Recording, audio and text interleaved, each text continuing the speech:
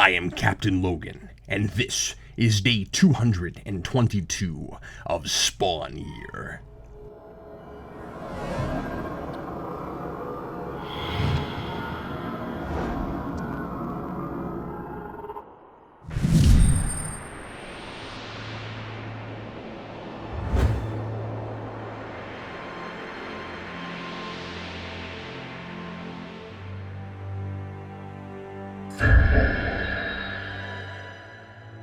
Life, or whatever you call my current state of existence, is full of odd coincidences and curiosities.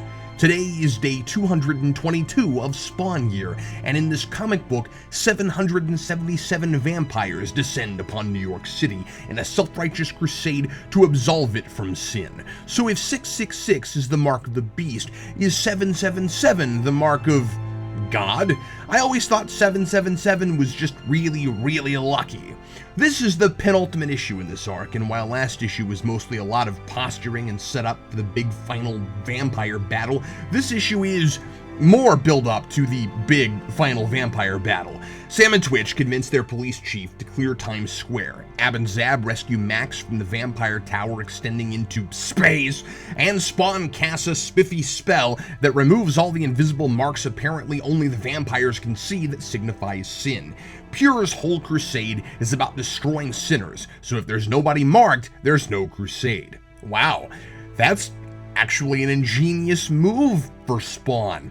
If this was 50 issues ago, Spawn would have just kept popping vampires like bubbles and watched them keep coming back into existence just to keep popping them again, like a whack-a-mole. I'm really beside myself here. Spawn actually attempted a genuinely clever and non-violent solution to a problem. Somebody pinch me. I must have fallen into yet another sugar coma. I'm still hung up on the nature and genesis of these vampires. Where do the marks come from? How bad do you have to be before you're considered a sinner?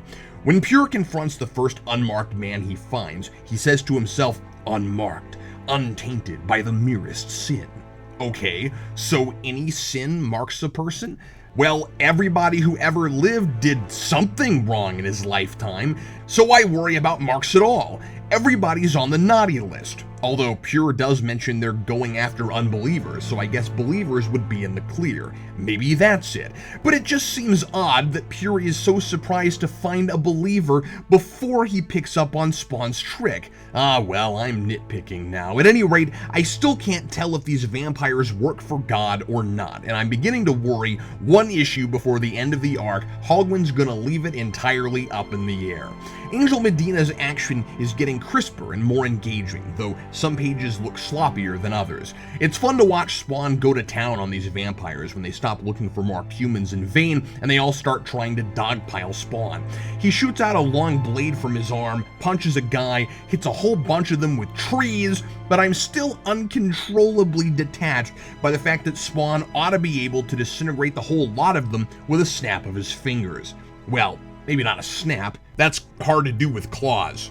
I know what McFarlane would say.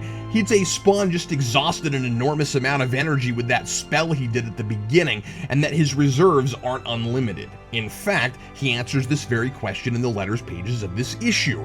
But if, as he says, Spawn is getting cocky and not being careful enough with his power, how would the fact that it's limited affect how he's spending it here, when he's trying to stop a whole horde of vampires? And if neither Spawn or the reader have a clear understanding of exactly what his limitations are, how can I ever be afraid for him or impressed with him beyond being impressed with him perhaps for his imagination?